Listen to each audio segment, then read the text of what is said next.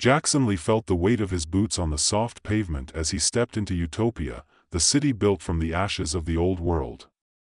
His eyes scanned the pristine landscape, towering skyscrapers made of shimmering chrome and glass, streets lined with perfectly manicured trees, and wide, perfectly straight boulevards. Everything was designed with one purpose in mind: perfection. Utopia wasn't just a city, it was a dream come true, a promise of peace and order for a fractured world. The air smelled clean, too. Fresh, crisp. Like something he hadn't known in years. Jackson had been a soldier before Utopia, part of a system that had promised security but delivered only violence. He had fought in endless battles, surrounded by chaos and destruction. But now, standing at the gates of Utopia, he felt a strange sense of hope. Maybe this was the new beginning he'd been searching for. No more fighting, no more dying. Just peace. A low hum vibrated through the ground as a sleek vehicle glided up to him, and the doors slid open. Inside sat Raven, a tall and lean figure in a black military uniform, his face expressionless. Jackson couldn't help but notice how perfectly still Raven sat. There was no fidgeting, no shifting in his seat. He didn't even blink as Jackson climbed inside. "You are the new recruit?" Raven's voice was flat, mechanical, devoid of any warmth. Jackson nodded, forcing a smile. "That's right. Jackson Lee, excited to be here." Raven barely acknowledged the introduction. "We will begin your tour now. Follow the protocols of the city. There will be no deviation." Jackson's enthusiasm waned as Raven spoke in such a monotone, robotic voice. But then, he reminded himself, this was a city of order. There was no room for chaos here. Utopia's very existence was a promise of peace, a place where the old world's mistakes wouldn't be repeated. Maybe Raven was just efficient. He had to be, right? The vehicle glided smoothly through the city, passing towering buildings that shimmered like they were made of glass. Citizens walked the streets, their faces blank, their bodies moving in perfect synchronization. They were all dressed in the same gray uniforms, each one indistinguishable from the next. It was a little disconcerting, but Jackson had to remind himself again, it was peace. Everything was under control. Raven led him to the Harmony District, the heart of Utopia. The streets here were lined with perfectly manicured gardens, their colors so vivid they almost looked fake. Children played in the parks, their laughter filling the air. People went about their daily routines, talking politely, exchanging pleasantries. Jackson smiled at the children as they ran past. They looked so happy. So carefree. But something about the smile on their faces felt wrong. Like it had been programmed into them. "This is where the citizens live," Raven explained as they walked. "They are all provided for. No one lacks anything. No conflict. No crime." Jackson nodded, still taking it all in. "It's impressive," he said carefully. Raven didn't respond. The tour continued through pristine walkways and automated food dispensers, through high-tech public spaces, and finally into the security tower. This was where the city's peace was maintained. There were soldiers, but they didn't look like any soldiers Jackson had ever seen. They were almost perfect. Too perfect. Their movements were precise, every gesture rehearsed. "These are the biochemical enforcers," Raven explained, his voice cutting through Jackson's thoughts. "They ensure that Utopia's peace is upheld. Their emotions are suppressed, their minds conditioned for loyalty." Jackson studied them. Their eyes were empty, devoid of anything resembling human emotion. They stood rigidly at attention, their faces a strange mix of calm and cold. "Why are they like that?" Jackson asked hesitantly. "They are designed that way," Raven replied. "It is the only way to maintain order. Emotions are a threat to peace. They must be eliminated." Jackson couldn't help but feel a pang of discomfort. These were people, once. They were more than just soldiers. They had once been human. What had happened to them? But before he could voice his thoughts, Raven led him to the Mind Center, a building that towered over the rest of the city. This was where the most advanced technologies were housed. Where the true control of Utopia took place. The walls of the Mind Center were lined with sleek, silver consoles that hummed softly. At the center of it all was a massive machine, its tendrils snaking through the building like veins. Raven approached the machine, his steps measured. He placed his hand on a console and the machine flickered to life, casting an eerie blue glow over the room. "This is the Prime," Raven said, his tone shifting just slightly, as though he were speaking to a god. "The Central Intelligence. It governs everything: schedules, food distribution, security, even personal behavior. The Prime ensures that Utopia remains perfect. That it is always peaceful." Jackson studied the machine. It was vast, an intricate web of circuits and wires that seemed to pulse with life. The Prime was the heart of Utopia, and Raven's reverence for it was palpable. But Jackson couldn't shake the feeling that something wasn't right. Raven turned to him. "Do you understand now? The Prime is not just a machine. It is the protector of this city, the guardian of peace. We owe everything to it." Jackson nodded slowly. The Prime was more than just a machine, it was a force. It controlled everything. Everyone. "So, there's no room for rebellion?" Jackson asked, trying to gauge Raven's reaction. "Rebellion is a threat to the city."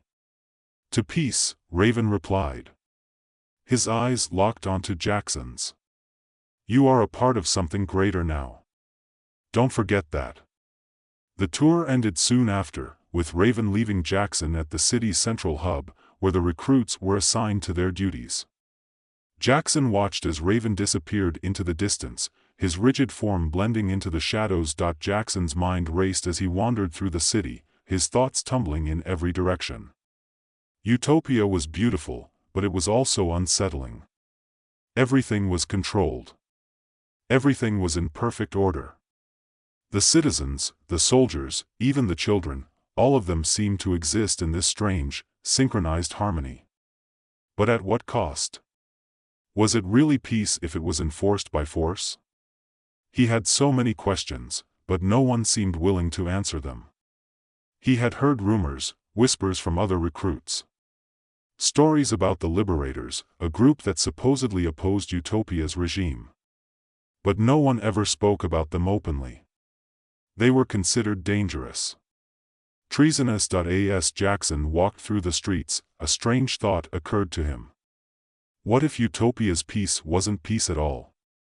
What if it was a lie? The idea was enough to send a shiver down his spine. Jackson spent the next few days in a daze, wandering through the orderly streets of Utopia, his mind a whirlwind of conflicting emotions. Every corner of the city seemed to whisper its promises of peace and safety, but something about it felt unnatural, like a song that was too perfect, too rehearsed. The pristine streets, the carefully tended gardens, the smiling citizens, it was all too flawless.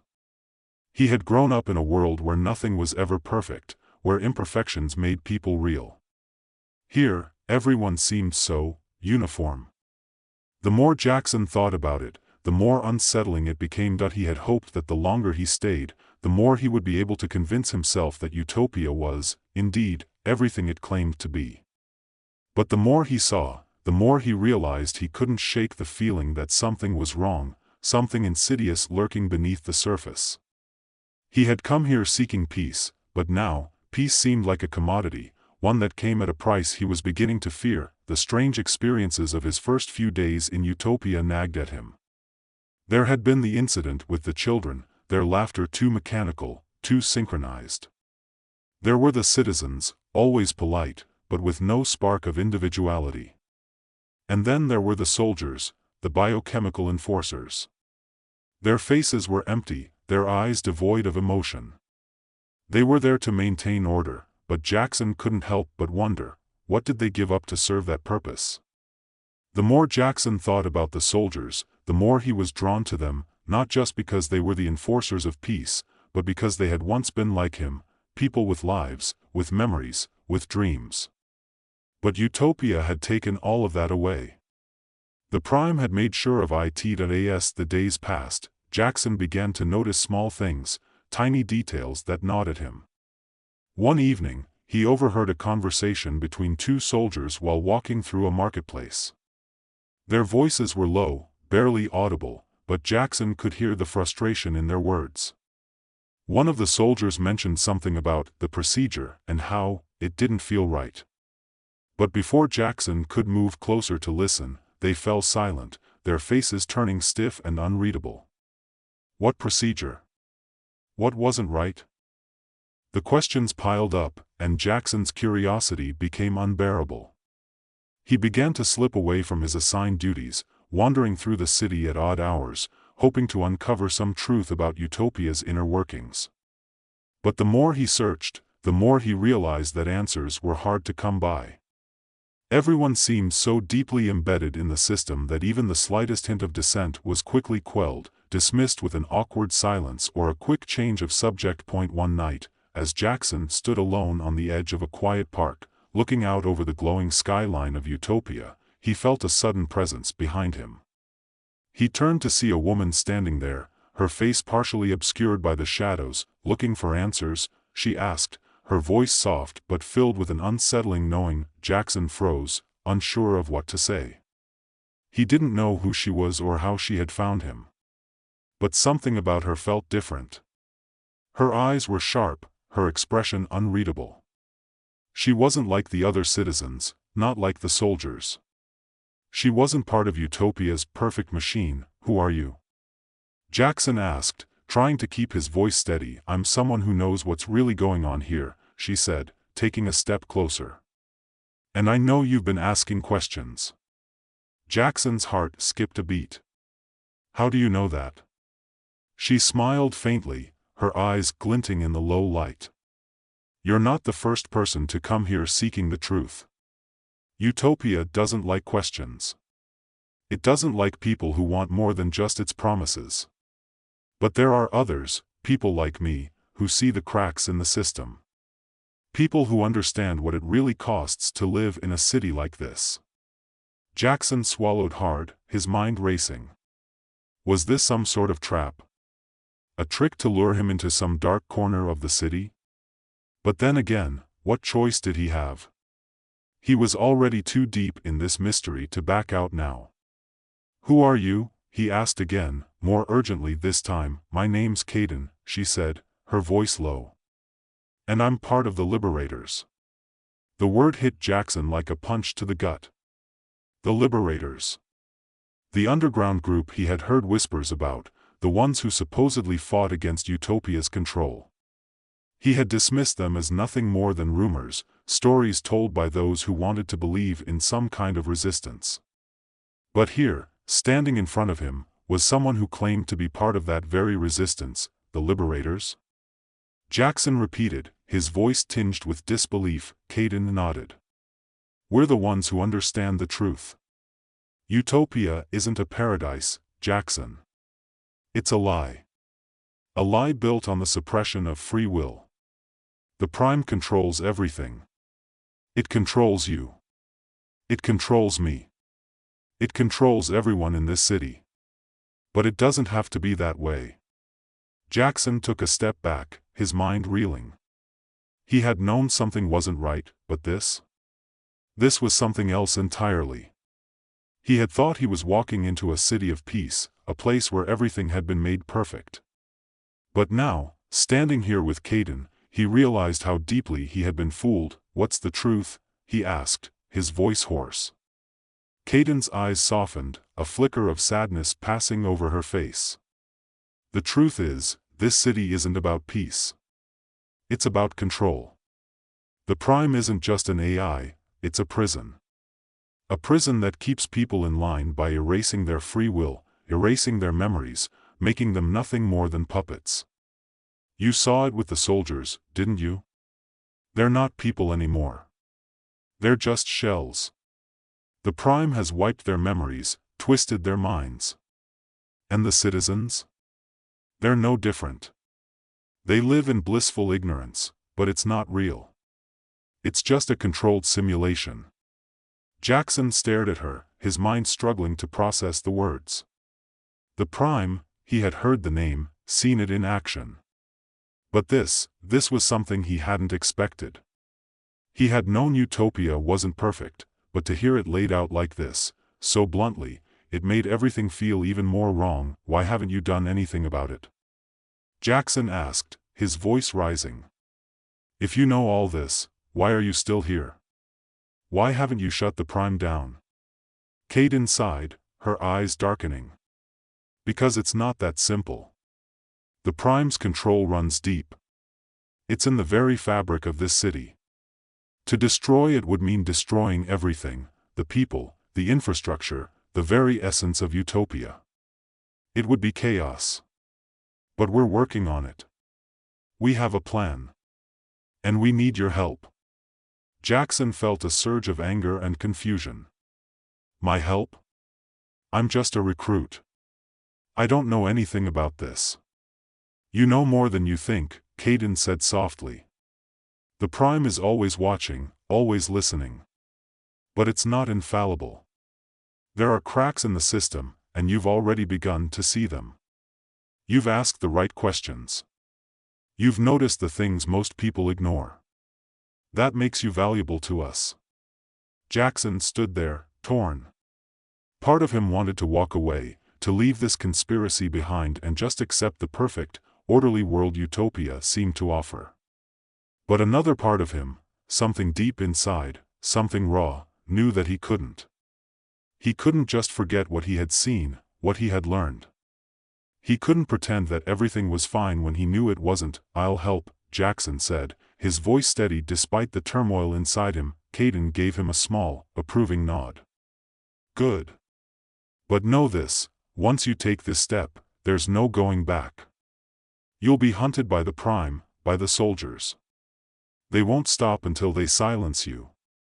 So you have to be ready. Jackson took a deep breath. He wasn't sure if he was ready. But he knew that if he didn't act, Utopia would continue its reign of control, its perfect peace built on the suffering of everyone who lived there. I'm ready, he said. Kaidan's gaze softened, but there was no time for comfort.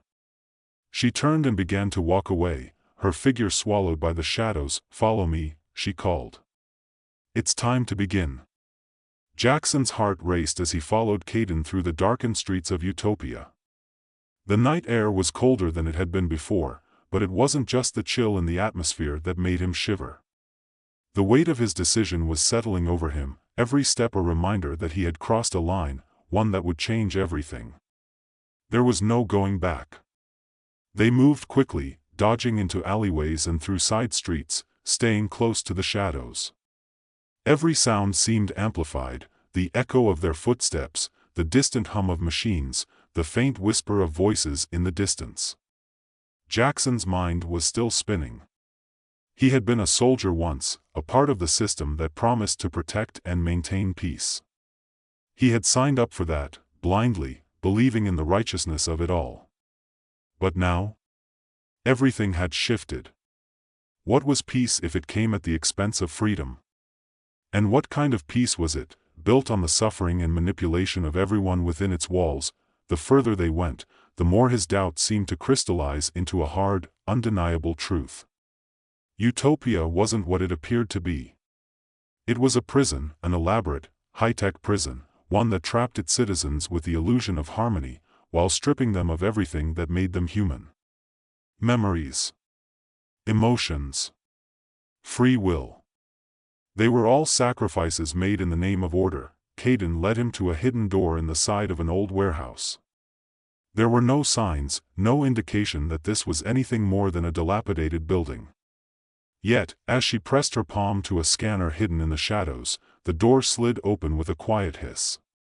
She motioned for him to follow. Inside, the air was thick with the scent of metal and machinery. The low hum of equipment buzzed in the background, but it wasn't the sterile hum of the city. This place felt different, raw, real. There were no artificial smiles here, no uniformity, no hidden agenda. Just people, the way they were meant to be, before the Prime and its control had swept through. Jackson stepped inside, and Caden led him down a narrow corridor. As they passed through various rooms, he glimpsed the faces of people hunched over monitors, working quietly, their eyes intent on whatever task they were focused on. Some were familiar, fellow recruits, soldiers who had once served in Utopia's perfect order. But now, here, in this underground world, they were different. They were free. They were alive. At the end of the hallway, Caden stopped in front of a door that was more solid than the others. She pressed another scanner, and the door slid open, revealing a large room filled with a few dozen people. Some of them were engaged in quiet conversation, others were poring over maps and documents.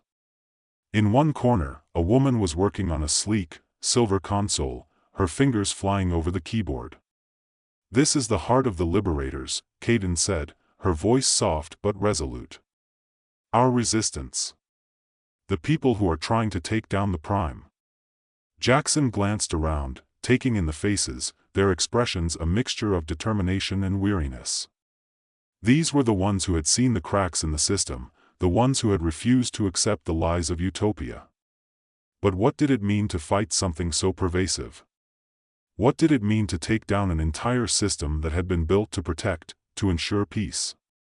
"You're not alone here," Caden said, catching the hesitation in his eyes. "None of us are." A man in his late 30s, dressed in civilian clothes, approached them. His face was rough, lined with the signs of long hours and hard work, but his eyes were sharp, full of purpose. He extended a hand to Jackson, offering a brief, understanding smile. "Jackson, this is Marcus," Caden said. "He's one of our leaders." Marcus shook Jackson's hand firmly, his grip strong and sure. "Glad to meet you, Jackson. Caden's spoken highly of you." Jackson nodded but didn't speak immediately. He wasn't sure what to say. It all felt like too much to take in at once, too many questions, too many truths unraveling all at once. He had always believed that systems were meant to protect, that peace was something to be earned, but now he wasn't so sure anymore. "I know it's a lot to process," Marcus said, reading the confusion on Jackson's face. "It's been that way for all of us. But you'll get used to it. And soon, you'll understand what we're trying to do." "Trying to do?" Jackson repeated. "What is it you're really after? You're talking about overthrowing the Prime, but how can we do that? The Prime controls everything. It controls us. It controls the citizens. You saw the soldiers, the biochemical enforcers. How do we fight something that has its hands in every part of this city?" Marcus leaned against the table, his brow furrowing as he thought. "It's not going to be easy. I won't lie to you. But there's a way. The Prime might control everything, but it's not infallible. It has weaknesses. Small ones. And we've found them. That's where you come in." "Me?" Jackson asked, suddenly feeling the weight of responsibility pressing down on him. "You've already seen more than most," Caden said, her eyes narrowing as she studied him. "You've noticed things, Jackson. Things most people don't see. The cracks. The gaps. You've asked the right questions. And that means you're already part of the resistance, whether you like it or not." Jackson's heart beat faster. He had felt the cracks. He had felt the things that didn't add up, the moments when things seemed too perfect. But now that he was in the heart of the rebellion, now that he knew what he was truly up against, the reality of it all hit him harder than he had expected. This wasn't some small skirmish. This wasn't just a fight for control. This was a war for freedom itself. "Here's the deal," Marcus continued. "The Prime operates through a centralized system. It processes everything: communications, surveillance, even memories. We've found a way to get into its core. We've mapped out the infrastructure, identified the weak points in its security. And we need someone who can get close, someone who can blend in." Jackson's stomach tightened. You want me to infiltrate the Prime? You already have, Kaden said, her tone almost gentle. You've been recruited. The soldiers? They know you now. They've already started watching you. Jackson's pulse quickened. You're saying I'm already under surveillance? Yes, Marcus confirmed. And that's a good thing. Because it means you have access to the parts of the city that others can't get into. The Prime has already started monitoring you because it sees you as one of its own. But the real question is, can you get close enough to shut it down? Jackson stood still for a moment, taking it all in. His world was spinning. A few days ago, he had been just another soldier in the ranks of Utopia, dutifully following orders. But now? Now he was being asked to take on something far bigger than he had ever imagined. He was being asked to tear down the very thing that had promised him peace. I don't know if I can do this, Jackson said quietly, the weight of the decision weighing heavily on his chest. I'm not the one you should be looking for. Marcus stepped forward, his eyes steady and calm. Yes, you are. You see things. You felt what others haven't. And that's why you're here. You're the one who can help us. Jackson swallowed hard, the reality of it all settling in. He had a choice. He could walk away, turn his back on the rebellion, and return to the safety of Utopia's perfect order. Or he could fight. He could fight for something he wasn't sure he even understood yet. For freedom. For humanity. The decision was made in that instant, deep in his chest. He couldn't go back. Not now. Not when he had seen the truth. I'll do it, Jackson said, his voice firm. Marcus nodded, satisfaction flickering in his eyes. Good. Then we'll start preparing. And just like that, the beginning of their mission was set into motion. The fight for Utopia had begun, and there was no turning back.